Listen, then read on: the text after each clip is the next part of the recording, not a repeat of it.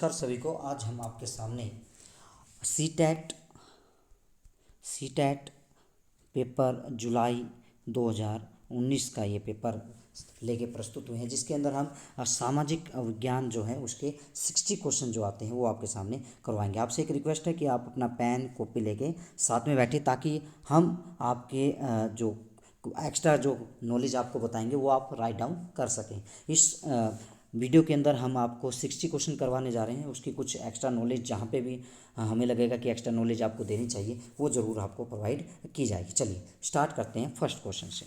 First question कहता है, एथियन लोकतंत्र कि निम्नलिखित में से कौन सी विशेषता नहीं है। आप पेपर तब भी पेपर देने जाते हैं तो कृपया करके आप एक विशेष बात का ध्यान रखें कि वहाँ अगर नहीं आता है तो वहाँ पे आप अंडरलाइन कर ले रेड पेन से। बिल्कुल ये क्वेश्चन सबसे ज़्यादा गलत होते हैं, क्योंकि हम नहीं पे ध्यान नहीं देते हैं और वो नहीं हमारा गलत कर देता। तो चलिए स्टार्ट करते हैं। इन्होंने पूछा नहीं है। पहला, 30 से अधिक उम्र के उन सभी पुरुषों और महिलाओं को पूर्ण नागरिकता प्राप्त थी जो दास नहीं थे। ये कह रहा है कि जो दास नहीं थे और जो 30 एज क्रॉस कर चुके थे, उन सभी महिलाएं पुरुषों सबको नागरिकता प्राप्त थी। ये एथियन है क्या? एथेंस एक यूनान का शहर था जहाँ से अरस्तु भी हुए हैं।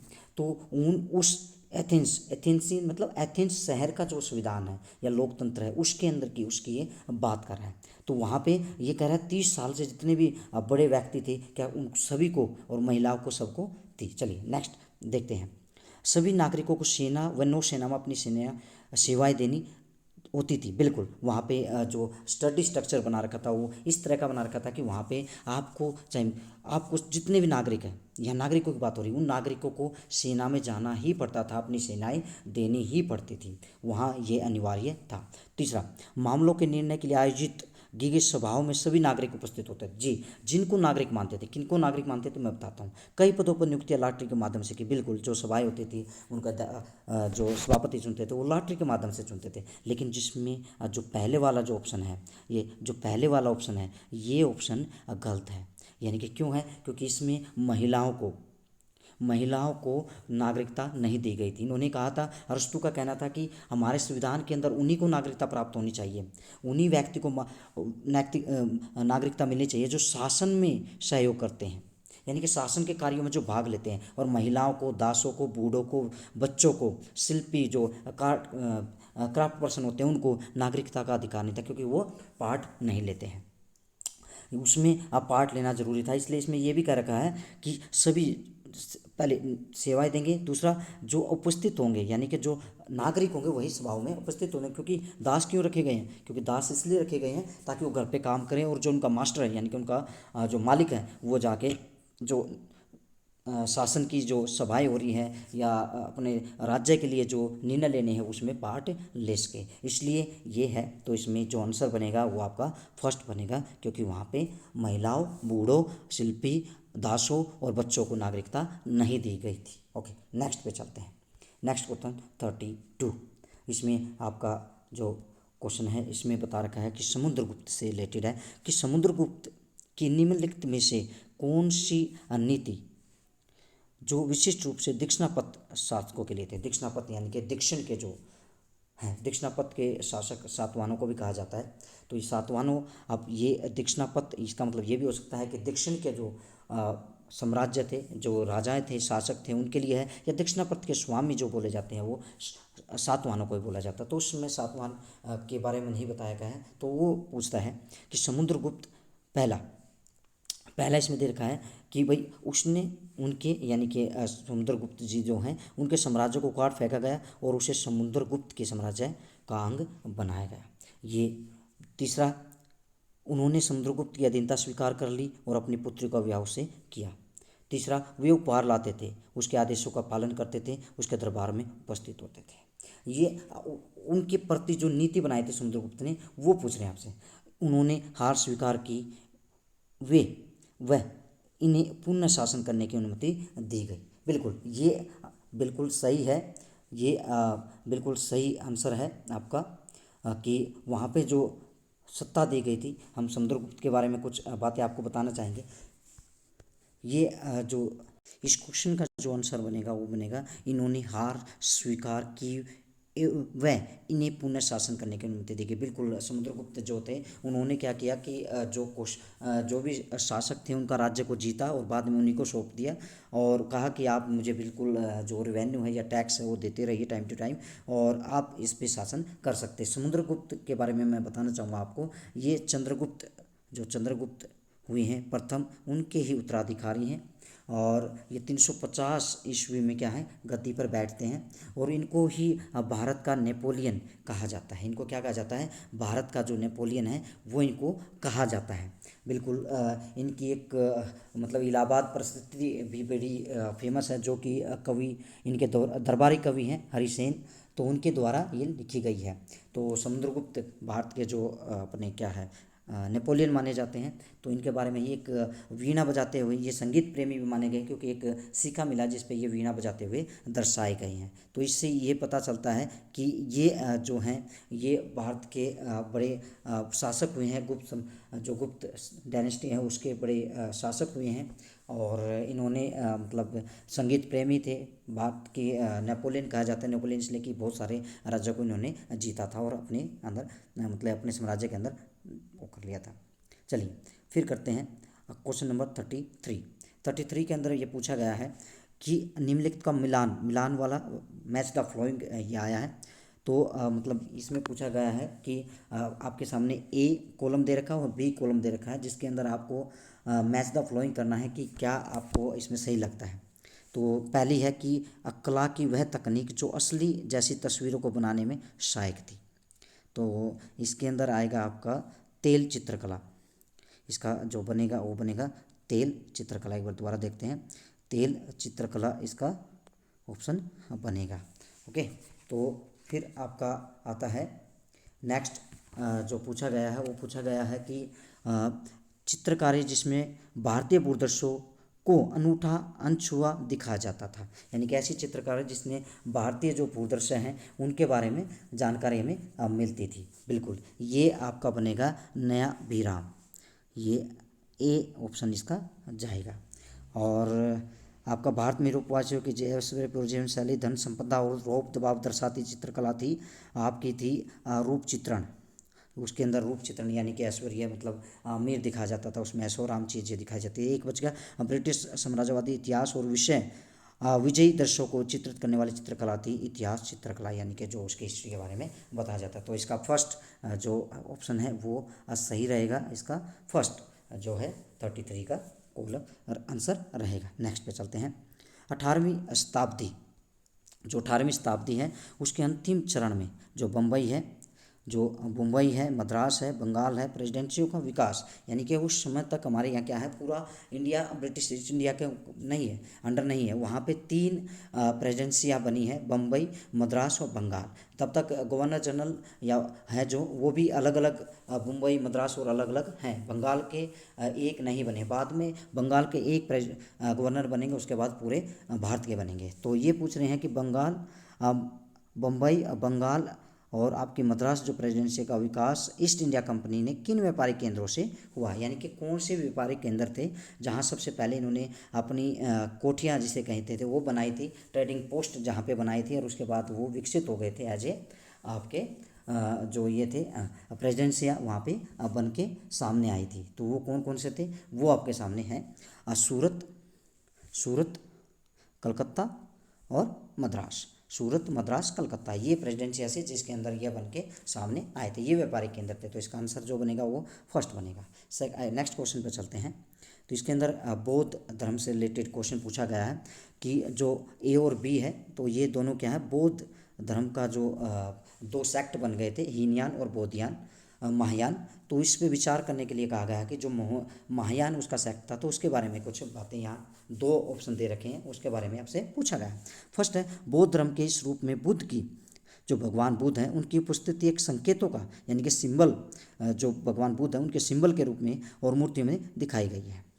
सेकंड कहता है महायान बौद्ध के आने के साथ ही बोधिसत्व के विश्वास में समाहित हो गया था, यानी कि जो महायान है उसमें ये बातें हुई थी। तो इसका आंसर जो बनता है हमारा ए है ये वाला, ये गलत है और बी वाला जो है वो सही है। चलिए इसके बारे में कुछ बातें आप 4 बौद्ध संगतियाँ हुई हैं। ठीक है, 4 बौद्ध संगतियाँ हुई हैं। अब पहली जो हुई है वो हुई है राजगृह के अंदर, जो कि हुई है 483 ईस्वा पूर्व में। सेकंड जो हुई है वो वैशाली में हुई है, जो हुई है 383 ईस्वी पूर्व, 100 साल बाद। और तृतीय जो हुई है वो पाटलिपुत्र में है 250 ईस्वी पूर्व के अंदर। और जो चौथी हुई है वो है कुंडलवन कश्मीर में हुई है। और इसी मीटिंग के अंदर बौद्ध धर्म की जो संगति हुई है या मीटिंग हुई है, इसके अंदर ही बौद्ध धर्म को 2 भागों में बांट दिया गया था। यानी कि 2 भागों में वो बट गया था। एक हीनयान बन गया था और एक महायान बन गया था। ये 2 सेक्ट बन के आ गए थे।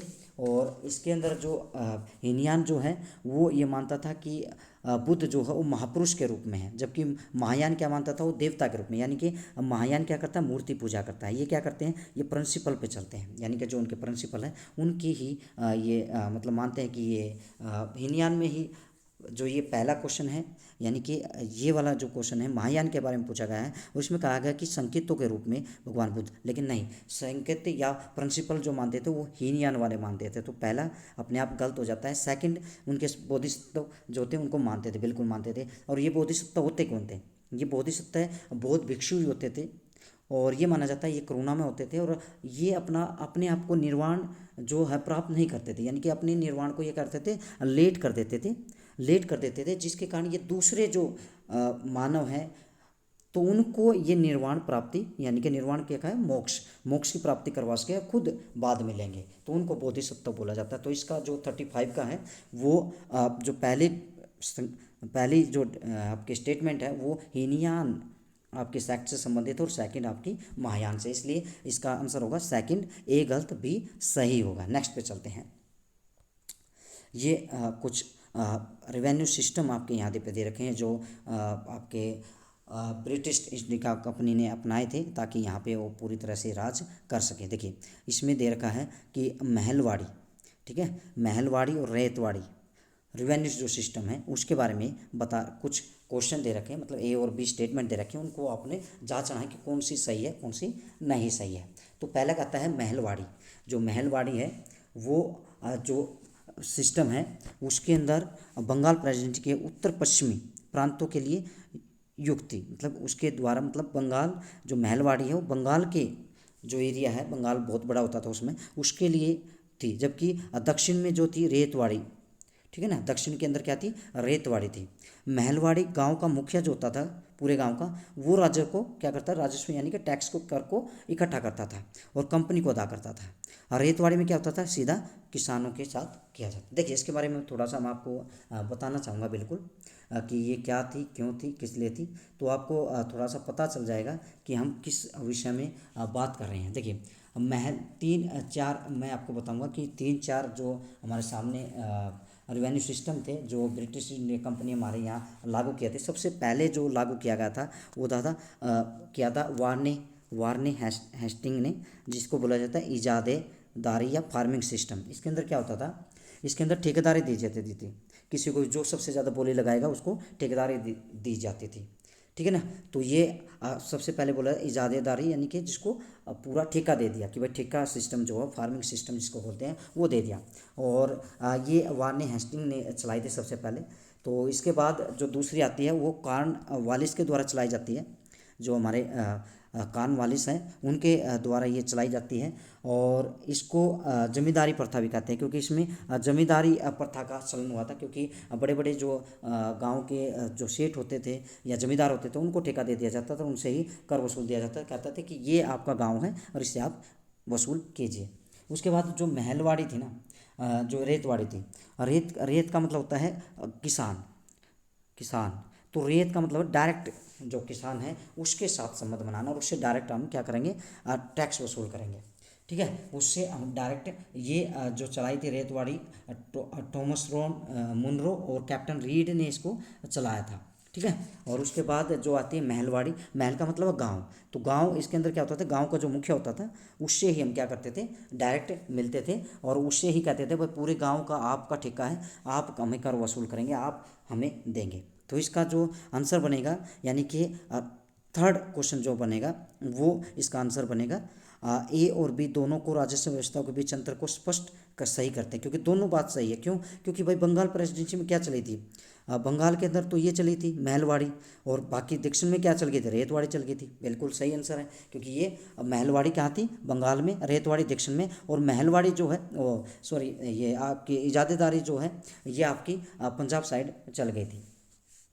अब ये जो महलवाड़ी है जो गांव का मुखिया, क्योंकि महल का मतलब गांव होता है तो गांव का मुखिया लेता था, रेत में किसका रेत का मतलब क्या है, किसान, तो किसान से लेते हैं। तो दोनों ही ऑप्शन बिल्कुल सही है और दोनों ही सही एक्सप्लेनेशन दे रहे हैं कि दोनों के अंदर अंतर करना स्पष्ट हो रहा है, इसलिए इसका आंसर क्या बनेगा, थर्ड इसका ऑप्शन आंसर बनेगा। ओके, जो सूफी संत हैं उनकी जो आपकी रहने का जो मकबरा है जहाँ भी वो रहते हैं उसको क्या कहा जाता है, बिल्कुल उसको खान खा कहा जाता है।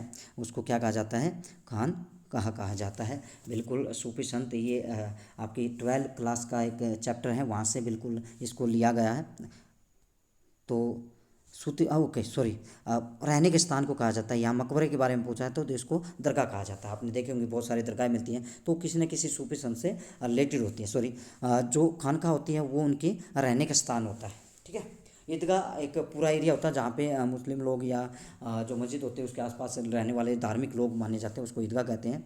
और दरगाह दरगाह मतलब जहाँ पे उसका मकबरा है। खानका जहाँ पे वो मठ मतलब जैसे आपकी मोनेस्ट्री कहते हैं बुद्धिस्ट के अंदर, हिंदू धर्म में आप मठ कह देते हैं, ऐसे ही सूफी संत जहाँ रहते हैं उसके फॉलोअर्स जो उसको मानने वाले उसके शिष्य हैं वो जहाँ रहते हैं उसको खानका कहते हैं। ये क्वेश्चन भी पूछा जाता है। और मकबरे को क्या कहा जाता है, दरगाह। नेक्स्ट, विशिष्ट द्वित्व का सिद्धांत जो है 11वीं शताब्दी में प्रस्तावित किसके द्वारा किया गया, ये किया गया था रामानुज के द्वारा। ये क्वेश्चन कई बार आया है। चलिए नेक्स्ट पे चलते हैं। भारत में 1772 में स्थापित की गई दीवानी अदालत के संबंध में ए और बी कथनों पर विचार कीजिए और सही का चयन कीजिए।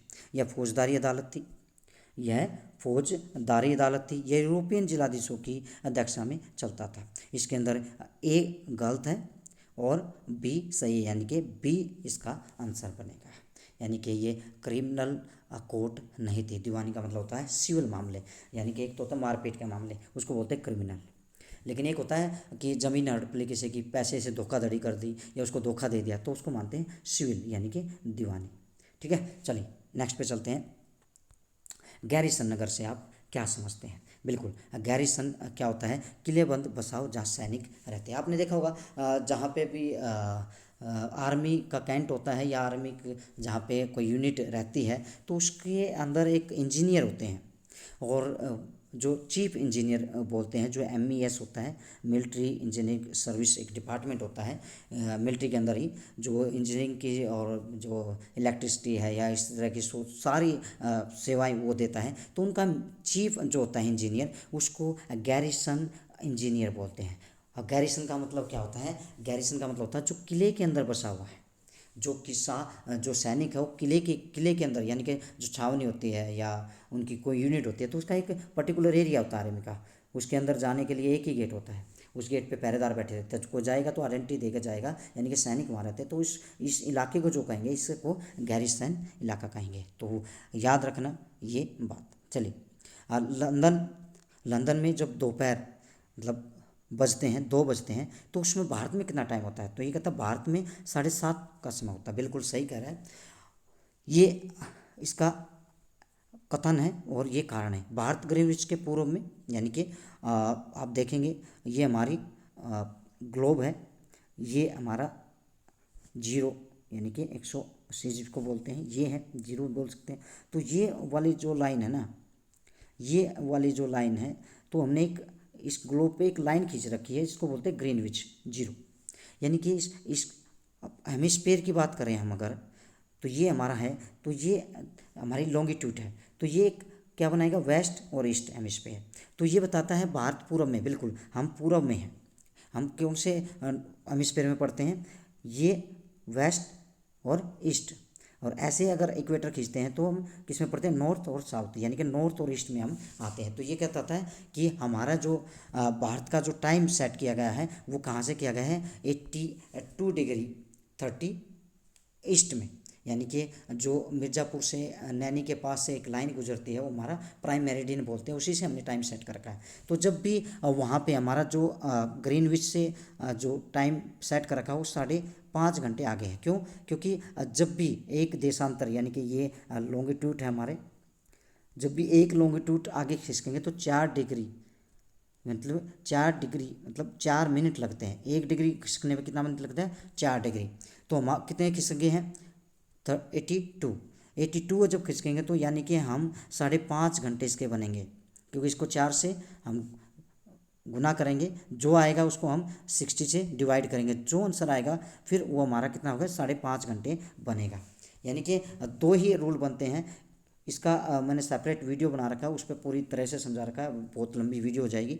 उसको मैंने समझा रखा है कि कैसे हम टाइम को कैलकुलेट करते हैं, कैसे ग्रीनविच से कितने जोन होते हैं। पूरे वर्ल्ड को हमने 24 जोन में डिवाइड कर रखा है। नेक्स्ट क्वेश्चन में इसको समझाया जाएगा।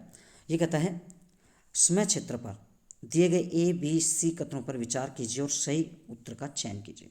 कुछ देशों का देशांतरीय विस्तार अधिक होता है जिसके कारण वहाँ एक से अधिक मानक समय अपनाए गए हैं। बिल्कुल सही कह रहे हैं कि ज़्यादा लंबा है तो वहाँ पे ज़्यादा जो आपके मानक समय है, जो टाइम जोन है वो अपना रखे हैं। बिल्कुल ऐसा कर रखा है।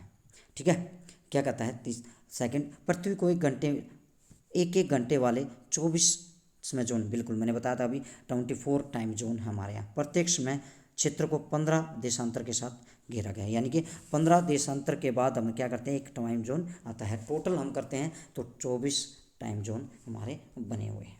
तो ये बिल्कुल तीनों ही सही आंसर है। यानी कि हम देखते हैं तो मान लीजिए रसिया है, रसिया के अंदर एक से ज़्यादा क्या है? टाइम जोन है। क्यों? क्योंकि उसका विस्तार ज़्यादा है। तो देशांतरीय लॉन्गिट्यूडनल जो एक्सटेंट है वो ज़्यादा होने के कारण वहाँ पे टाइम जोन ज़्यादा। हमारे यहाँ एक ही है, तो अर्थ को कितने 24 में को रखा है, प्रत्येक 15 डिग्री पे हमने क्या कर रखा है? एक टाइम जोन सेट कर रखा है। तो इसका आंसर बनेगा 4th। चलिए नेक्स्ट। पृथ्वी की सतह से शुरू होकर वायुमंडल की परतों का सही क्रम में चयन कीजिए। इसकी मैं तो हमेशा ऐसे यूज करता हूँ कि आप उल्टा याद कीजिए। इंग्लिश में अगर इसको याद करेंगे, मान लीजिए हिंदी में इसका आंसर है बी, सौरमंडल, सप्ताह मंडल, मध्य मंडल, वायुमंडल और वायुमंडल। तो मैं इसको हमेशा इंग्लिश में याद करता हूँ, तो आप भी याद कर सकते हैं। इसकी छोटी ही ट्रिक है कि मैं इसको उल्टा करता हूँ। टी यानी कि उल्टी काउंटिंग करेंगे आप ABCD की, बढ़ते से छोटे की तरफ जाएंगे। ट्रोपोस्फेयर, उसके बाद स्टेटो, उसके बाद मीजो, फिर थर्मो। इसको हम थर्मो को मतलब मीजो के बाद एक्सो भी कह सकते हैं। ठीक है, इसमें मध्य के बाद थर्मो एक्सो, तो 3 को ऐसे यूज मैं करता हूँ। तो TSM और एक्सो, यानी कि ये बी इसका आंसर बनेगा। यानी कि इससे अगर आप याद करेंगे तो आपको हमेशा याद रहेगा। सौरमंडल सबसे पहली परत है जहाँ पे सारी मौसमी घटनाएं होती हैं। सप्ताह मंडल ऐसी मंडल है जहाँ पे कोई भी मौसमी घटनाएं, बारिश, आंधी, तूफान ये नहीं आते, इसलिए जो वायुयान चलाने के लिए सबसे बेस्ट जगह होती है वो सप्ताह मंडल होती है। मध्य मंडल के अंदर आयन मंडल भी आता है और सप्ताह मंडल के अंदर ही ओजोन लेयर भी देखने को मिलती है। ये बाह्य मंडल है, इसके अंदर अपने जितने भी सेटेलाइट होते हैं वो बनते हैं बाह्य मंडल के अंदर। तो फिर बाहर का जो आकाश है वो आ जाता है। तो इसका सेकंड क्या है? आंसर सेकंड है। नेक्स्ट, ऋतुएं यानी कि सीजन किस कारण से आते हैं? हमारी जो अर्थ है उसके सीजन आने के भी कारण। चलिए पढ़ते हैं इसका। ये कहता है जो ऋतुएं हैं निम्नलिखित कारणों से किस कारण से होती है? पृथ्वी का अक्ष अपने कक्षीय 66.5 डिग्री का कोण बनाता है। बिल्कुल बनाता है, लेकिन ये इसका सही आंसर नहीं है। क्या कहता है? इसका आंसर क्या है?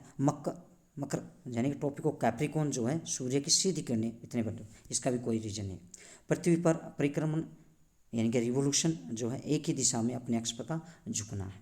ठीक है, पृथ्वी के अपने अक्ष पर इर्द गिर्द घूर्णन के कारण आभामंडल बनाता है। नहीं, इसका आंसर है थर्ड। जो रिवोल्यूशन होता है और ये अर्थ का जो ऑर्बिट देखेंगे ना कुछ इस तरह से है। जब ऐसे अर्थ घूमती है, ये सन है, तो ये कई बार यहाँ पे आती है, कई बार यहाँ आएगी, कई बार यहाँ आएगी, यहाँ आएगी। तो जब जब इसका रिवोल्यूशन हो रहा है, यानी कि अपने अक्ष पे भी घूम रही है, साथ में ये चारों तरफ भी घूम रही है। जब अपने अक्ष पे घूमती है तो इसको रोटेशन बोलते हैं। जब ये सन के चारों ओर घूमती है इसको रिवोल्यूशन बोलते हैं, इसको भ्रमण बोलते हैं, इसको परिक्रमण बोलते हैं। यानी कि ये जब रिवोल्यूशन करती है तो ये अलग अलग एंगल पे जाती है तो इसकी ऋतुएं बदलती हैं। दूसरा इसका अक्ष पे झुका होना, दूसरा इसके अक्ष में झुका होना, एक ही तरफ ये झुकी है इसलिए भी इसकी क्या है, इसमें क्या आती है, ऋतुएं चेंज होती रहती हैं। चलिए नेक्स्ट। अब प्रतिशत के अनुसार, प्रतिशत की बात कर रहा है या परसेंटेज की बात कर रहा है, इसलिए ध्यान रखना जब ये प्रतिशत की बात करता है तो क्या ऑप्शन होगा। तो कौन सा प्रमुख जो अर्थ का जो मेजर कॉन्स्टिट्यूएंट है वो क्या है, प्रमुख संगठन क्या है, तो इसमें सबसे ज़्यादा आएगा नाइट्रोजन। तो इसका आंसर हमेशा याद रखना, कई बार को डायरेक्ट क्वेश्चन आएगा तो इसका आंसर होगा नाइट्रोजन। चलिए नेक्स्ट क्वेश्चन करते हैं। महासागरीय धाराओं के विषय में निम्नलिखित कथनों पर विचार कीजिए। जो ओशियन करंट हैं उनके बारे में ये बात कर रहा है। ओशियन करंट से एक क्वेश्चन जरूर आपके एग्जाम में देखने को मिलता है। क्या कहता है, ठंडी हवाएं हैं, जो ठंडी धाराएं हैं ध्रुवीय उच्च अक्षांशों से जल से उष्ण कटिबंधीय निम्न अक्षांशों की ओर ले जाती है। ठीक है, क्या कहता है, लेब्राडोर एक गर्म धारा है। ये जो आंसर है ये सही नहीं है। क्यों है, क्योंकि ये तो एक ठंडी धारा है। लेब्राडोर क्या है, एक ठंडी धारा है। जब इसको काटेंगे आप एलिमिनेशन भी कर सकते हैं, तो बी को काटेंगे तो ये आंसर या तो ये होगा या 4 होगा। जिस स्थान पर गर्म और ठंडी धाराएं मिलती है वह स्थान विश्व का सर्वोत्तम मत्स्य यानी फिशिंग के लिए अच्छा माना जाता है। सबसे ज़्यादा फिश वहीं मिलेंगी जहाँ पे 2 धाराएं गर्म और ठंडी मिलेंगी। वहाँ से एक घास का निर्माण होता है, प्लैंकेट बनते हैं और वहाँ पे सबसे ज़्यादा मछलियाँ पाई जाती हैं। तो ये आंसर भी ठीक है, तो इसका मतलब ये आंसर भी कट गया। जब 4th आंसर कट गया तो आपका आंसर बन गया पी, ए और सी, यानी कि ठंडी जो धाराएं वो ध्रुवों से आती हैं, बिल्कुल आती हैं। जो ठंडी धाराएं हैं वो ध्रुवों से आती है क्योंकि वहाँ ठंड है, और बीच से जाएंगी गर्म धाराएं। तो जो नीचे से ऊपर जाएंगी वो गर्म होगी, जो ऊपर से नीचे आएगी या नीचे से इस साइड से आएगी, जो बीच से इधर या उधर जाएगी, ये गर्म होगी ये ठंडी होगी। लेब्राडोर क्या है, कि ठंडी धारा है। तो इसका आंसर क्या है, बी। चलिए नेक्स्ट। हिमनद, ग्लेशियर, इसको ग्लेशियर बोलते हैं। ग्लेशियर के जो निष्पेक्षण है यानी कि उसके हटने से क्या बनता है, यानी कि उसका जब ह्रास होता है तो उसे क्या निर्माण होता है, उससे निर्माण होता है हिमोट। उसे क्या बनता है, हिमोट। 88 ए और बी वनस्पतियों की विशेषता बता रखी है, उसका क्या आंसर होगा। यह वनस्पति उत्तरी गोलार्ध के उच्च अक्षांशों यानी कि जब हम अर्थ को देखेंगे और ये डिग्री है जब बढ़ते जाएंगे, यानी कि जितना ऊपर जाते हैं ठंड बढ़ती जाएगी, यानी कि ये पक्का कोल्ड क्लाइमेट वाला होगा। इसे टैगा के नाम से भी जाना जाता है। यानी कि जब ऊपर की तरफ जाएंगे तो ठंडी पक्का ठंडी पाएगी। तो पहला क्या है, टेम्परेट यानी कि शीतोष्ण पर्णपाती, शंकु, भूमध्य सागरीय। भूमध्य सागरीय तो हो नहीं सकता क्योंकि बीच का ये बात ही नहीं कर रहा है। शीतोष्ण पर्णपाती हो सकता है या इससे तो ये कि क्यों है, क्योंकि इसको टैगा कहा जाता है। ये होता तो हम दूसरा ऑप्शन देखते हैं, लेकिन ये टैगा भी कहा जाता है तो शंकुधारी वन ही इसका आंसर होगा।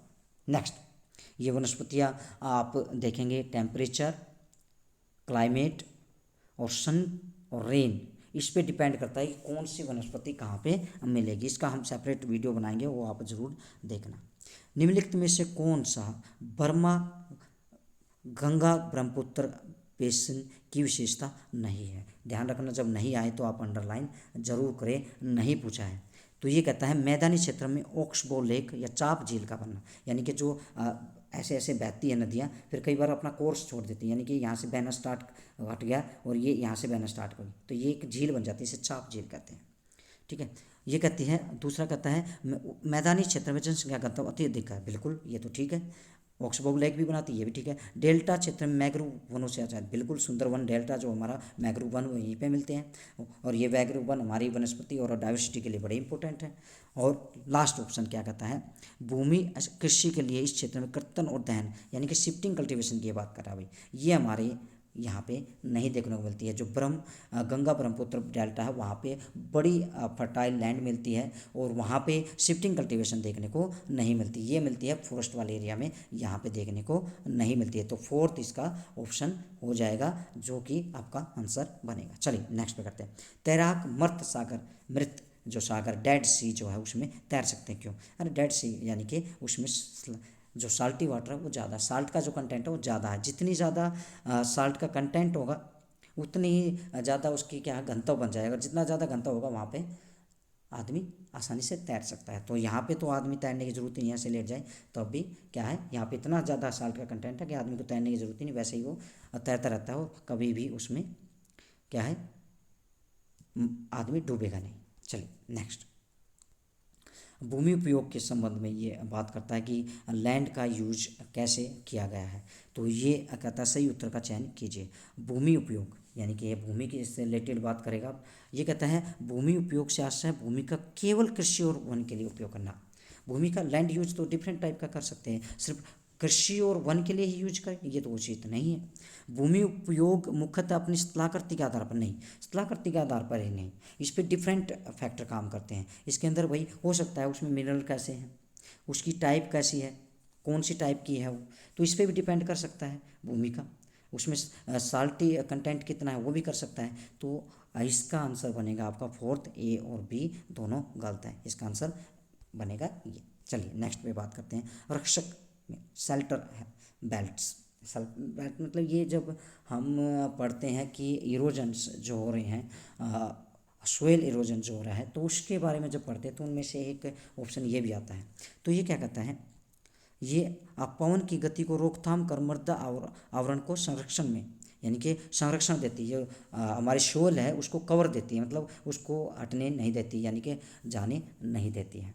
तो ये मदद की बात कर रहा है कि ये शेल्टर जो बेल्ट है यानी कि ये आपका खेत है तो यहाँ पे आपने ट्री लगा दिए तो ये क्या बन गई, शेल्टर बेल्ट बन गई। तो इसकी ये बात कर रहा है। तो इसमें क्या मदद कर सकती है ये जो सोइल है उसको डिग्रेड ना होने में या उसका इरोजन ना होने में क्या हेल्प कर सकती है, उसकी ये बात कर रहा है। तो ये कहता है पवन की गति की रोकथाम कर मृदा का आवरण संरक्षण करेगा, मृदा में नमी बनाए रखा, ये तो हो ही नहीं सकता।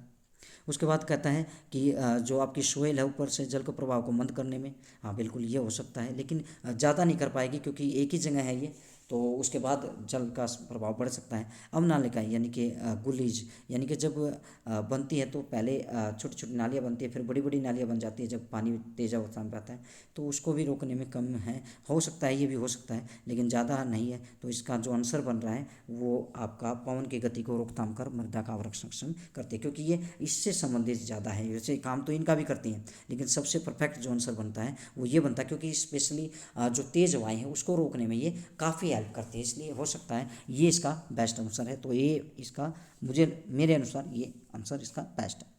उसके बाद करता है determine the thickness of soil यानी कि जो सोइल है उसकी ये थिकनेस कि कितनी मोटी है वो किस पे निर्भर करती है। तो भाई उसकी इस पर निर्भर करेगी रिलीफ पे, समय पे, या वनस्पति प्रजाति पर, जलवायु पे।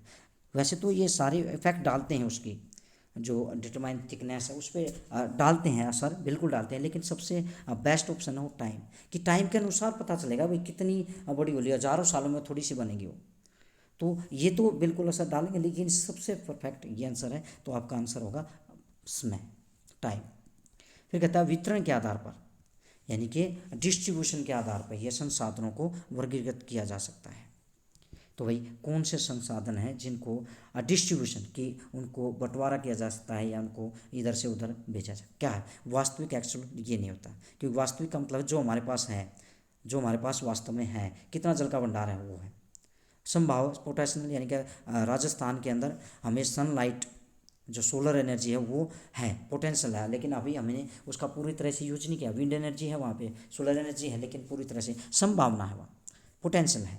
फिर है नवीनीकरण, अनवीनीकरण। नवीनीकरण का मतलब जो रिन्यू हो जाते हैं जल्दी, और अनवीनीकरण का जो जल्दी रिन्यू नहीं होते, रिन्यू नहीं होते, जैसे पेट्रोल है, कोयला है। इसके अंदर आप हाइड्रो इलेक्ट्रिसिटी मान सकते हैं, वाटर मान सकते हैं, एयर मान सकते हैं, सोलर एनर्जी मान सकते हैं, विंड एनर्जी मान सकते हैं, वो है। जैव संसाधन और जैव यानी कि जैव यानी कि बायोटिक, जैव मतलब जिनको बायोटिक मतलब जिनको ऑक्सीजन की ज़रूरत है, एबायोटिक जिनको ऑक्सीजन की जरूरत नहीं, यानी कि living things and non living things, सर्वव्यापक जो सारे के हैं, मतलब डिस्ट्रीब्यूशन यानी कि अलग अलग जो हर जगह मिलता है, जैसे एयर है, सोलर है, बस सनलाइट हर जगह मिलती है। लोकलाइज जो एक आधी जगह मिलते हैं, हर जगह नहीं है। हरियाणा के अंदर भाई क्या है, टाइडल एनर्जी नहीं है, वहाँ सी नहीं है, तो वहाँ पे टाइडल एनर्जी यूज ही नहीं होगी। हरियाणा के अंदर तेज़ हवा नहीं चलती है, तो नहीं चलती है, तो वहाँ पे विंड एनर्जी भी नहीं होगी। लेकिन राजस्थान के अंदर सोलर एनर्जी का पूरा स्कोप है, क्यों है? क्योंकि वहाँ तो वहाँ का स्थानीय संसाधन बन जाएगा, जो पर्टिकुलर स्थान पे मिलता है, हर जगह नहीं मिलता है, लेकिन सर्वव्यापक का मतलब है हर जगह जो मिलता है, जो हर कोई यूज कर सकता है।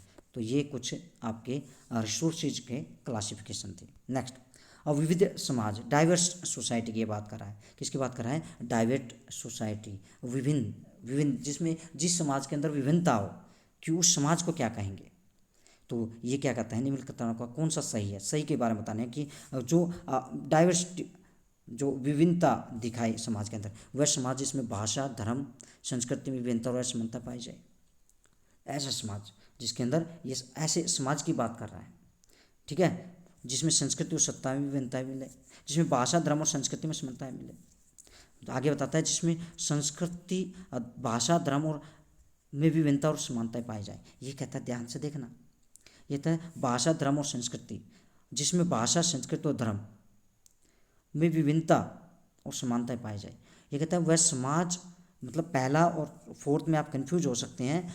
क्या कहता है फोर्थ और इसमें ध्यान से देखना, ये क्यों आपको कंफ्यूज करेगा? क्योंकि दोनों सेम सेम है। देखिए, वह समाज जिसमें भाषा, धर्म और संस्कृति में विभिन्नताएं और असमानताएं पाई जाती हो, जिसमें भाषा, संस्कृति और धर्म में विभिन्नताएं और समानताएं पाई जाती हो, ये इसका आंसर मिलेगा। क्योंकि विभिन्नताएं और समानताएं पाई जाएंगी तभी वो विविध समान होगा, असमानताएं पाई जाएंगी तो विविध समान नहीं। कुछ समानताएं होंगी, कुछ असमानताएं होंगी, उसको हम क्या बोलेंगे? Diverse society.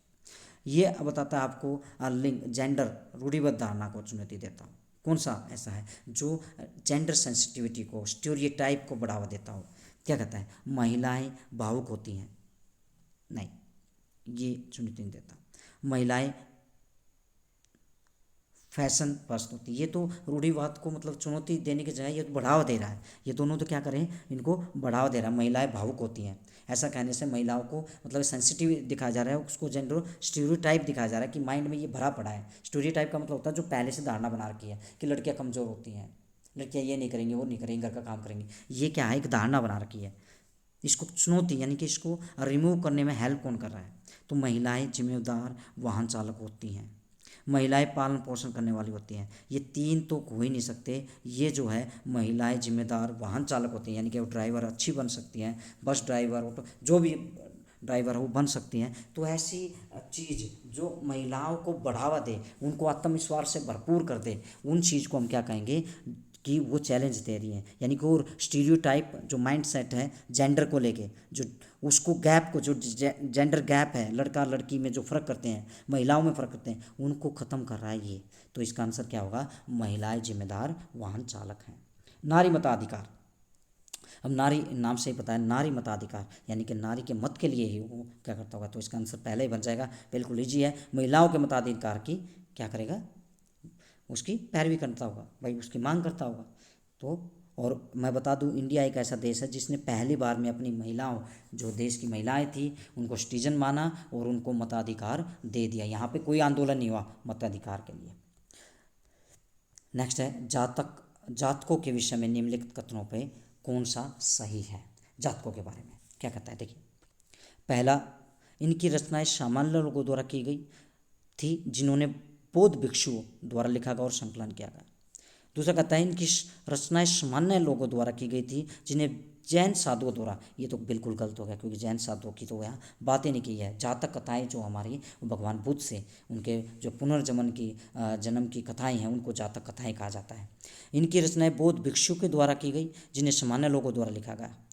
अब सामान्य लोग तो लिख ही नहीं सकते थे क्योंकि इतने ज़्यादा पढ़े लिखे नहीं थे, वो प्राकृत भाषा बोलते थे, पाली बोलते थे, उनका भी नहीं हो सकता, ये भी नहीं हो सकता। फोर्थ और देखते हैं, जिनकी इनकी रचनाएं जैन साधु, अब ये भी नहीं हो सकता है क्योंकि जैन साधुओं की तो यहाँ बातें नहीं की गई है। सामान्य लोग लिख नहीं सकते हैं, तो यहाँ पे भी जैन साधु है, यहाँ पे नहीं, तो इसका आंसर बनेगा ए। थोड़ा सा आप लॉजिक कर लगाएंगे, आपको अगर आपको इसका आंसर पता भी नहीं था तो भी आप इसका आंसर दे सकते थे। तो आप थोड़ा ध्यान से ऑप्शन को पढ़ा करो, जिसके कारण आप इजीली किसी भी क्वेश्चन का जो आपको आता भी नहीं है, लॉजिकल तरीके से आप उसका आंसर दे सकते हैं। जैसे इसका आंसर आप आराम से दे सकते थे। चलिए, आईन अकबरी के विषय में निम्नलिखित कथनों का कौन सा सही है? आईन अकबरी, ध्यान से देखना, आईन अकबरी क्या है? अब्दुल फजल के द्वारा लिखी गई थी। यह 3 जिल्दों में लिखी गई है और तीसरी जो जिल्द है, यानी कि 3 पार्ट है, उसकी तीसरी जो है उसको आईन अकबरी बोला गया है। क्या कहता है। और इसके अंदर क्या कहा गया है, पहले तो हैं उसमें अकबर से पहले हुमायूं और बाबर के बारे में उनकी कूटनीतियाँ, उनके युद्ध, उनके बारे में थोड़ा जिक्र कर रखा है। और तीसरी जो जल्द है उसमें अकबर की जो शासन व्यवस्था है वर्तमान समय में, जो उसमें तत्कालीन थी, उस समय के बारे में लिखा गया अब्दुल फजल के द्वारा। क्या कहता है, पहला यह अकबरनामा शीर्षक के अंतर्गत अकबर के शासन के इतिहास के 3 जिल्दों में पहली जिल्द है। पहली जिल्द नहीं है, मैंने अभी बताया कि यह 3rd जिल्द है। इसमें अकबर के पूर्वजों, अकबर की शासन की घटनाओं का विवरण दिया गया है। इसमें मैं पहले बता रहा था कि अकबर के पूर्वजों का नहीं, अकबर के पूर्वज क्या है, बाबरनामा, बाबर, अकबर, हुमायूंनामा जो गुलबदन बेगम की बुआ ने लिखा था उसमें दे रखा है, इसमें दे रखा है। इसमें सिर्फ पहली जल्द में कैसे शासन करना चाहिए, उनकी कुछ नीतियाँ जो इनके पूर्वज हैं उनके दे रखा है, सारी नहीं दे रखा। अकबर के शासन की घटनाओं का विवरण अलग, मतलब पहले जो दल्दों में उनके दे रखा है अकबर के जो पूर्वज हैं, लेकिन तीसरी में इनका दे रखा है। तो ये आईन अकबरी का भी ये सही नहीं है। क्या कहता है, मिर्जा हाकिम द्वारा लिखी, नहीं अब्दुल फजल के द्वारा लिखी गई थी, तो ये भी ठीक नहीं है। तो पहले 3 ठीक नहीं है, इसका मतलब 4th आंसर होगा ही होगा कि अकबर के प्रशासन के विविध पहलुओं पे विषय में संपन्न सांख्यिकीय विवरण प्रस्तुत, बिल्कुल ये आपका आंसर होगा। क्यों होगा, क्योंकि पहली बात तो ये थर्ड जिल्द है, तो ये तो वैसे ही गलत हो गया, ये वैसे ही गलत हो गया। इसमें पूर्वज भाई अकबरनामा में नहीं दे रखा क्योंकि अकबर की घटनाओं का वर्णन है, तो ये वैसे गलत हो गया। जो पहली जिल्द है उनमें दे रखा है इसके पूर्वज यानी कि बाबर और इनके दादा बाबर और इनके पिताजी हुमायूं, तो मिर्जा हाकम के द्वारा नहीं लिखी, अब्दुल फजल के द्वारा, तो 4th आंसर इसका बन गया। निम्नलिखित में किसने अपनी कृतियों जो अपनी क्या कहते हैं कंपोजिशन है उसमें शामिल करते हुए बाबा गुरु नानक की रचना को गुरुमुखी में संकलित किया। ये हैं आपके निम्नलिखित में से किसने अपनी कृतियों को शामिल करते हुए बाबा गुरु नानक की रचनाओं को गुरुमुखी में संकलित किया। इसका अंदर आपका वैसे तो ये थोड़ा सा टफ क्वेश्चन है, लेकिन इसको आप थोड़ा सा लॉजिकल बात सोचते हो कि यहाँ गुरुमुखी लिखा हुआ, गुरुमुखी किसने स्टार्ट की थी, ये गुरु अंगद ने की थी, जो इनके गुरु नानक जी ने जो सिख धर्म की स्थापना की थी। और उसके बाद सेकंड जो इनके गुरु बनते हैं वो गुरु अंगद बनते हैं। गुरु अंगद को लहना इनका नाम था, इनके छोटे भाई थे, इन्होंने ही गुरुमुखी लिपि को संकलित किया था, वहीं से ये स्क्रिप्ट चली थी।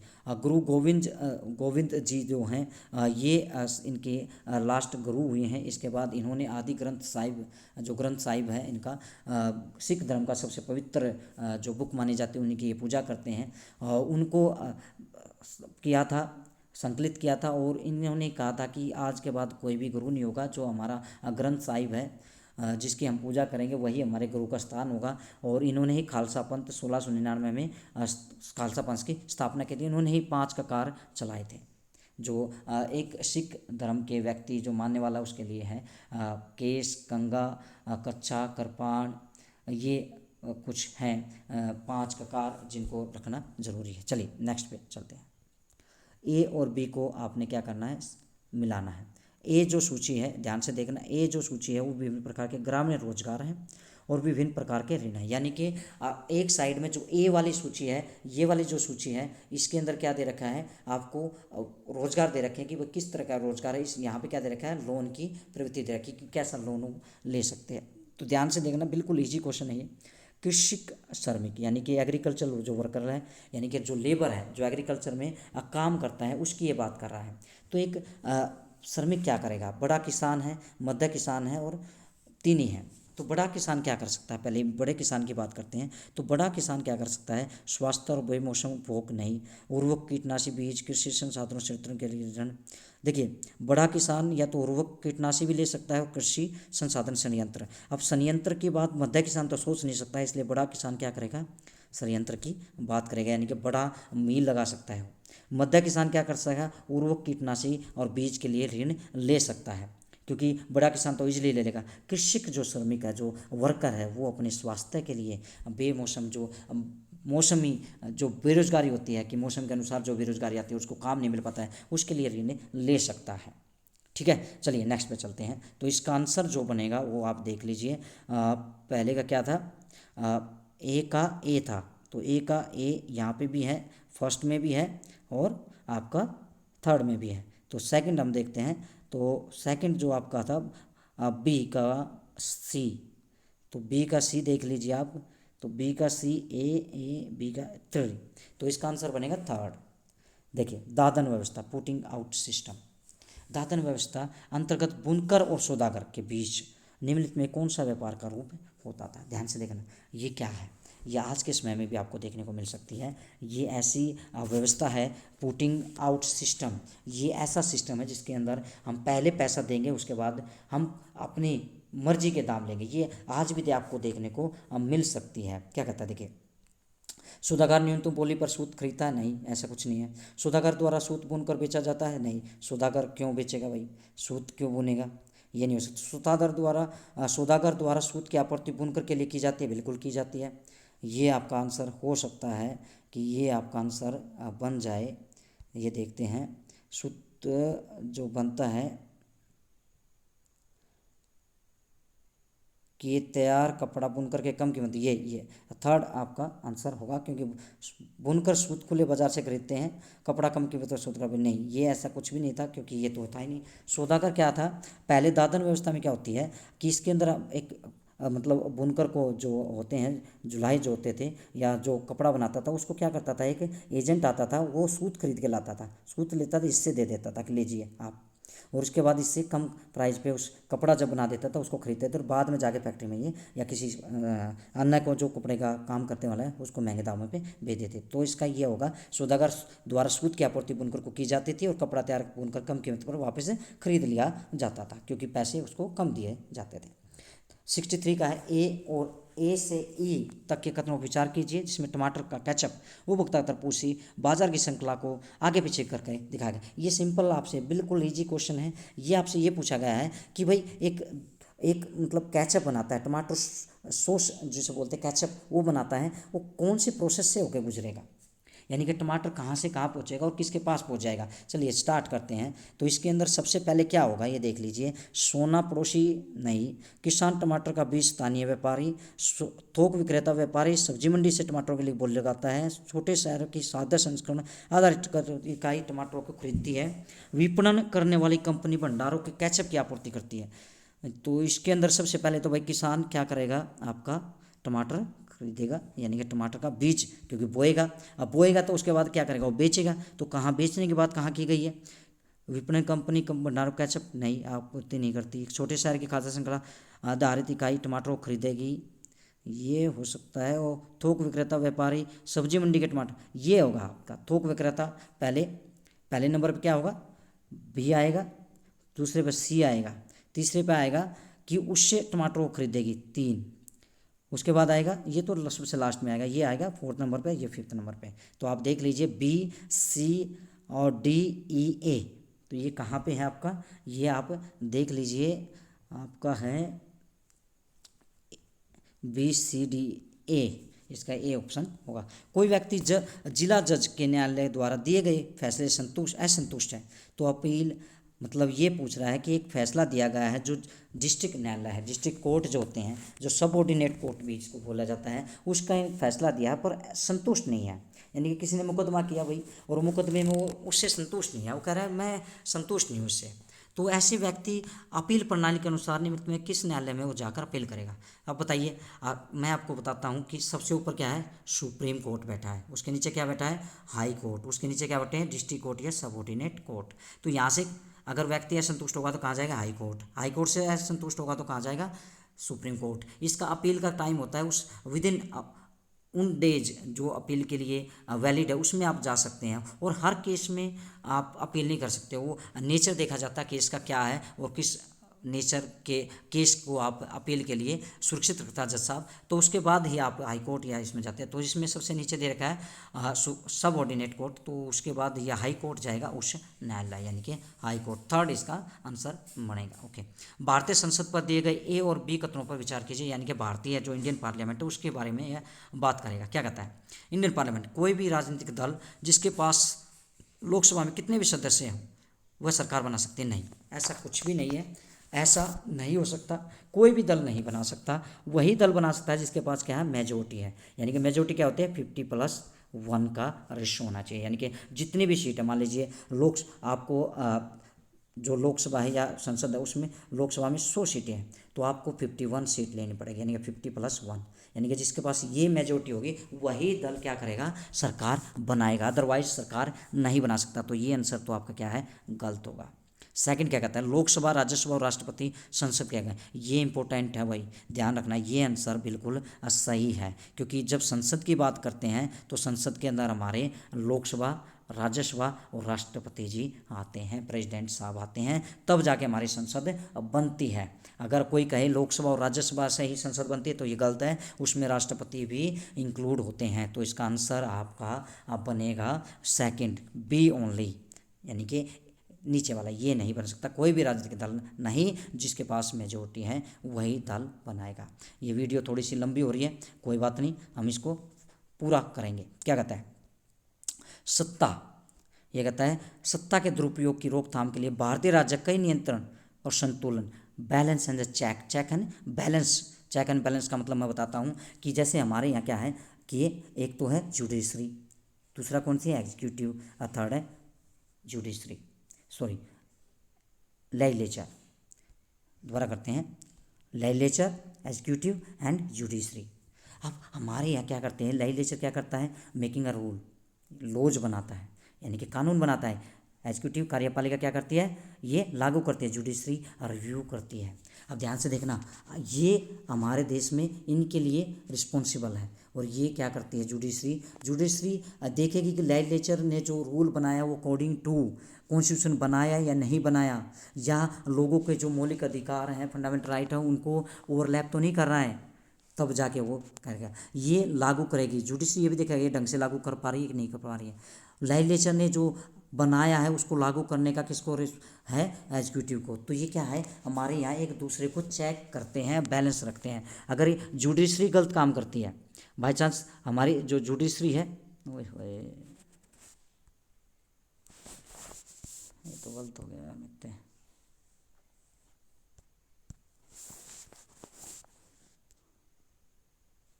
तो क्या होता है, मतलब जैसे लेजिस्लेचर है, इसने एक कानून बनाया, ठीक है, एग्जीक्यूटिव ने उसको लागू किया, अगर ये लागू नहीं करता है या ढंग से काम नहीं करता है तो ये इसके खिलाफ कार्रवाई कर सकता है। अगर ये फेल हो जाता है तो इसको इस्तीफा देना पड़ सकता है। और जुडिशरी में अगर जज साहब गलत काम करते हैं, अपनी शक्ति को दुरुपयोग करते हैं, तो उसको हटा सकते हैं। तो ये आपस में क्या है, एक दूसरे से कंट्रोल भी करते हैं। तो इसको बोलते हैं चेक एंड बैलेंस का सिस्टम। मैंने पावर शेयरिंग 10 क्लास का जो चैप्टर है वो पढ़ा रखा है, मेरे चैनल पर जाके आप देख सकते हैं। मैं इसको उसका लिंक आपके डिस्क्रिप्शन बॉक्स में इस वीडियो के दे दूंगा, तो एक बार उसको भी जरूर देखें। उसमें मैंने चेक एंड बैलेंस को पूरी अच्छे तरह से समझा रखा। तो ये कहता है ऊपर दिए गए भारतीय राज्य के अर्थ को प्रदर्शित करता है, यानी कि इंडियन स्टेट के बारे में क्या कहेगा जब चेक एंड बैलेंस की बात करेगा। तो भाई भारतीय केंद्रीय सरकार नहीं, ये केंद्रीय सरकार नहीं हो सकती। भारतीय अधिकारी तंत्र तो हो ही नहीं सकता, कोई भी राज्य ये भी नहीं हो सकता, या तो ए बनेगा या फोर्थ बनेगा, भारतीय राजनीतिक व्यवस्था। अगर हम भारत के सत्ता के दुरुपयोग की भारतीय राज्य है, तो यहाँ अगर बात करते हैं तो ये फोर्थ आंसर आना चाहिए, क्योंकि यहाँ हम किसकी बात करें, भारतीय राजनीतिक व्यवस्था की, पॉलिटिकल सिस्टम की बात कर रहे हैं। क्योंकि भारतीय केंद्र सरकार अलग चीज़ है, केंद्र सरकार उसका पार्ट है, लेकिन चेक एंड बैलेंस किसके अंदर दिया गया है, सिस्टम के अंदर दिया गया है, पॉलिटिकल सिस्टम के अंदर। हमने जो पॉलिटिकल सिस्टम अपनाया है उसके अंदर ये दिया गया है, तो इसका आंसर बनेगा फोर्थ। नेक्स्ट पे चलते हैं, इतिहास का अध्यापन।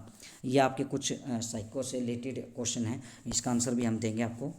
बिल्कुल ज़्यादा लंबी वीडियो ना करते हुए इसका सीधा हम आंसर देंगे, इसमें कुछ ज़्यादा समझाने का नहीं है। तो ये कहता है इतिहास का अध्यापन जो है करने के लिए केंद्रीभूत होना चाहिए कौन कौन सा, बहुप्रदर्शनों की संकल्पना और ऐतिहासिक विविधता का भाव निर्माण, विद्यार्थियों को ऐतिहासिक परिप्रेक्ष्य रहने की कल्पना के लिए उत्साहित करना और अनुभव को जोड़ना। तो इसके अंदर आपका आंसर होगा थर्ड, ए और बी दोनों। अब जो क्वेश्चन आ रहे हैं वो थोड़े मनोविज्ञान के हैं, पैडागोगी से रिलेटेड हैं, तो इसका आंसर मैं डायरेक्ट आंसर बता दूंगा आपको, आप इसको पोज करके आराम से पढ़ के उसका आंसर समझ सकते हैं। फिर भी कोई डाउट होता है तो कमेंट बॉक्स में आप दे सकते हैं। चलिए नेक्स्ट का आंसर जो बनेगा, निम्नलिखित में से दो कथन गलत हैं, इन्हें पहचाने, गलत को विशेष रूप से देखना। तो इसका जो है वैज्ञानिक जांच के लिए प्राकृतिक, इसका आंसर जो बनेगा, काफ़ी लंबी वीडियो होगी तो हम डायरेक्ट आपको आंसर बता रहे हैं ताकि आप इसको पोज करके आराम से पढ़ लें। और इसका आंसर मैं आपको बता देता हूँ, इसका आंसर बनेगा सेकंड। तो इसका क्या आंसर है, सेकंड आंसर है। नेक्स्ट जो है, एक सामाजिक विज्ञान अध्यापक या दीपिका निम्न में कौन सा लक्ष्य होना चाहिए। तो उसका लक्ष्य ये होना चाहिए भाई, कंठस्थ नहीं करवाएगा, सापेक्ष मस्तिष्क निर्माण पाठ्यचर्या को पूरा करना ये भी नहीं करवा सकता, क्योंकि साथ में और काम भी करने, परीक्षा उत्तीर्ण करवाना ये भी मकसद नहीं, उनके अंडरस्टैंडिंग बननी चाहिए। तो सेकंड इसका आंसर बनेगा। नेक्स्ट है सामाजिक जो आपका जीवन की पाठ्य पुस्तकों को विकसित करते समय निम्नलिखित उपागम में किसे उपयुक्त समझा जाएगा, कौन सी चीज़ है। तो इसका आंसर बनेगा आपका को एवक, यानी कि प्रत्यक्ष जो उदाहरण है और अनुभव से सिखाया जाएगा। तथ्यों और आंकड़ों का स्मरण नहीं, रटना तो कहीं भी नहीं होगा। फैक्ट और डाटा नहीं, उनको यूज करना, उनके उदाहरण एग्जाम्पल देना, ये भी आपको पता होनी चाहिए। नेक्स्ट है निम्नलिखित में कौन सा सामाजिक विज्ञान के बारे में सही है। तो इसका आंसर बनेगा आपका फोर्थ, ए और बी कोई नहीं, इनमें से कोई भी आंसर नहीं है। नेक्स्ट क्या कहें, दोनों ही गलत है। वन्य जीवन संरक्षण के विद्यार्थियों को संवेदनशील बनाने के लिए, उनके लिए जो वन्य जीवन है उससे संरक्षण वो करें, उसकी प्रोटेक्शन करें, उसके लिए हम क्या उनको सिखा सकते हैं, पशु आधारित उत्पादों को न खरीदने की प्रतिज्ञा प्लेज उनको या प्लेज उनको दिला सकते हैं कि आप ऐसा कोई भी उत्पाद नहीं खरीदेंगे जो किसी पशु से या पक्षी के किसी चीज़ से बना हो। तो 23 का आंसर है खुली किताबों को मूल्यांकन करने का उद्देश्य क्या है। तो खुली किताब का मतलब है विद्यार्थियों पर सभी तथ्यों और विवरणों को कंटेस्ट करने का बाहर अनुभव नहीं होगा, यानी कि वो खुली किताब से आंसर देंगे, यानी कि वो अपनी माइंड से सोचेंगे, उनको रटना नहीं पड़ेगा। क्षेत्रीय जो संस्कृतियों का निर्माण है के विषय में शिक्षण के पश्चात जो पश्चात समापन है उसके कौन सा कार्य स्वार्थिक उचित रहेंगे। तो इसका आंसर रहेगा आपका थर्ड, ए, सी और डी इसके आंसर रहेंगे। कल्पना कीजिए कि आपको एक साम्राज्य यानी कि एक किंगडम है, उसके वंशागत मिला है, यानी कि आपको मिल गया साम्राज्य, किस प्रकार स्थायी संपन्न बना सकते हैं। तो इसका आंसर बनेगा परिस्थितियों का अनुमान व निष्कर्ष करके हम अपने आप को, अपने साम्राज्य को बचाए रखेंगे और उसका बनाए रखेंगे। आदिवासी विषयक जो परिचय है, जो ट्राइब आदिवासी जो है उसको कैसे हम सर्वोत्तम समाजजनक नीति उसके लिए बना सकते हैं। तो उसका जो आंसर बनेगा हमारा वो बनेगा फर्स्ट, संपन्न और शक्तिशाली वनवासी रूप में चित्रित करना होगा उसको। फिर है 77, जब विवादास्पद जो मामले हैं सामाजिक विज्ञान में कक्षा में पढ़ा रहे हो तो आपको कैसे उनको पढ़ाना चाहिए उसकी ये बात कर रहा है। तो सही योजना के साथ तो सम्मानजनक चर्चा की पहल करनी चाहिए, यानी कि ऐसा कुछ भी नहीं है कि आपके माइंड में क्या चल रहा है वो नहीं, आपको सम्मानजनक, क्योंकि क्लास के अंदर हर तरह का बच्चा बैठा है, तो उससे आपको जो पहल करनी है तो बिल्कुल सम्मानजनक तरीके से आपकी होनी चाहिए। सामाजिक और राजनीतिक के जीवन का अध्यापन केंद्र बिंदु क्या होना चाहिए। तो इसका बिंदु होना चाहिए ए और बी दोनों होने चाहिए। 79, विद्यार्थी के साथ एक छोटे समूह में योजना बनाते समय निम्न में किस पर बल देना चाहिए। तो इसके अंदर हमारा आंसर बनेगा ए, बी, सी। नेक्स्ट है 80 क्वेश्चन नंबर, सामाजिक विज्ञान के अध्ययन में निम्नलिखित विषय में कौन से कथन सही है। तो इसका जो आंसर बनेगा वो बनेगा आपका ए और डी बिल्कुल सही है। निम्नलिखित में किसके लेखन को प्राथमिक स्रोत के रूप में माना नहीं जा सकता, यानी कि प्राथमिक दो तरह के सोर्स होते हैं, सेकेंडरी सोर्स और प्राइमरी सोर्स। प्राइमरी सोर्स जो डायरेक्ट मिला हो हमें, सेकेंडरी यानी कि बाद में मिला हो, किसी के थ्रू मिला हो, जैसे अखबार है किसी के द्वारा वो एक डायरेक्ट डायरी मिल गई हो, किसी की डायरेक्ट पत्र मिल गया हो, उसको प्राइमरी सोर्स बोलेंगे। तो दो तरह के हैं। तो ये पूछाता है कि प्राथमिक सोर्स किस रूप में माना जाएगा, कौन सा आप मानेंगे कि ये प्राथमिक सोर्स है। तो मुज्जर आलम जो है उसको हम ये मानते हैं कि प्राथमिक सोर्स के रूप में। तो 82 का यदि आपको प्राचीन भारतीय इतिहास पढ़ाना हो, प्रारंभ करना है, तो निम्नलिखित स्रोत में कौन सा स्रोत जो सोर्स है वो सबसे पहले आप यूज करेंगे। तो इसके मिनिएचर पेंटिंग सबसे पहले यूज करेंगे। विज्ञापन की विषय वस्तु पर चर्चा करते समय सामाजिक विज्ञान के अध्यापिका द्वारा निम्नलिखित में कौन से उप विषय वस्तुओं को आलोचना पर चर्चा कर सकते हैं। तो इसके अंदर आएगा आपका ए और बी दोनों ही मुद्दे कर सकते हैं। भू उपयोग प्रतिरूप के परिवर्तन के उत्तरदायी कुछ कारणों पर चर्चा करते हुए ऊपर दिए गए प्रश्नों पर निम्नलिखित सामाजिक विज्ञान के अध्यापक के रूप में आप विद्यार्थियों किस कुशलता यानी स्किल का मूल्यांकन करना चाहेंगे।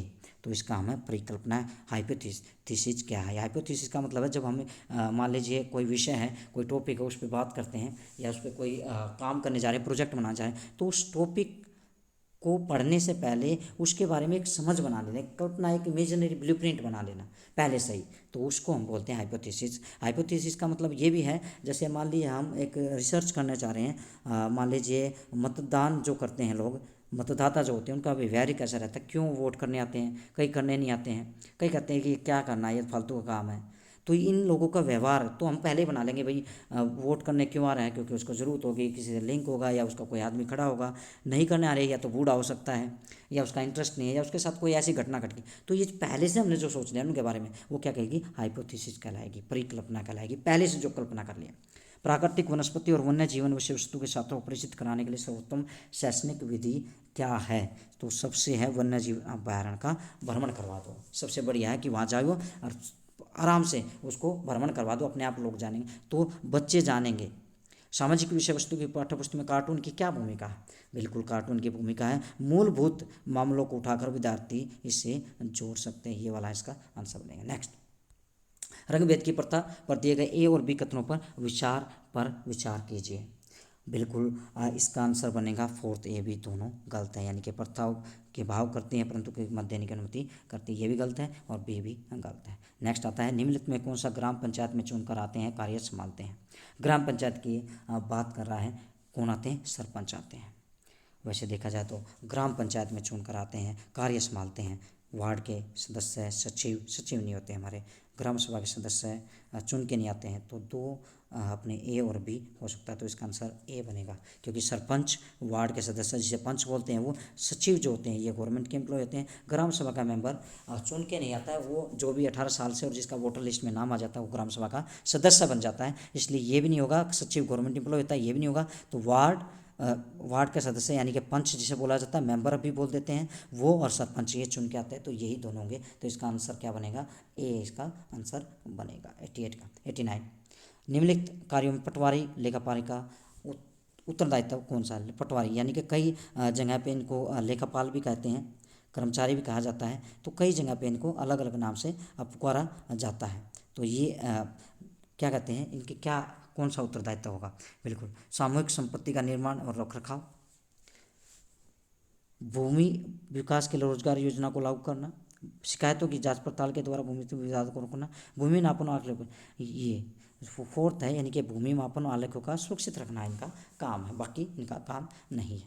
निम्नलिखित में कौन सा कथन स्थानीय शहरी प्रशासन के संदर्भ में सही है? यानी कि ये बता रहे हैं स्थानीय और शहरी, यानी कि स्थानीय शहरी प्रशासन यानी कि म्यूनसिपल कॉर्पोरेशन के बारे में ये बात कर रहा है। ये कहता है निम्नलिखित का आयुक्त वर्ष का बनाता और निर्णय लेता है, वार्ड के पारदर्शियों का आयुक्त द्वारा चुनाव और रिपोर्ट, शासन के मामलों में हल के लिए वार्ड पारदर्शी समिति बनाई जाती है, वार्ड परिषद का मुखिया, ये तो हो नहीं सकता।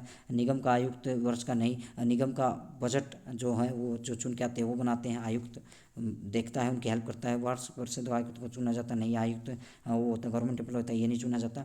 हाँ ये हो सकता है, शासन के मामलों में हल के लिए वार्ड के पार्षदों की संपत्ति बनाई जाती है। ये आपका पूरा चैप्टर हमने पूरे 90 क्वेश्चन आपको करवा दिए हैं। वीडियो थोड़ी लंबी होगी है, लेकिन आपको इसका नॉलेज ज़रूर बनी होगी। और नेक्स्ट हम दूसरा जो प्रीवियस ईयर क्वेश्चन पेपर है वो जल्द ही आपके लेकर सामने आएंगे। कृपया इसको लाइक, शेयर और सब्सक्राइब जरूर करें और कमेंट बॉक्स में ज़रूर हमें बताएं कि आपको ये वीडियो कैसी लगी। धन्यवाद।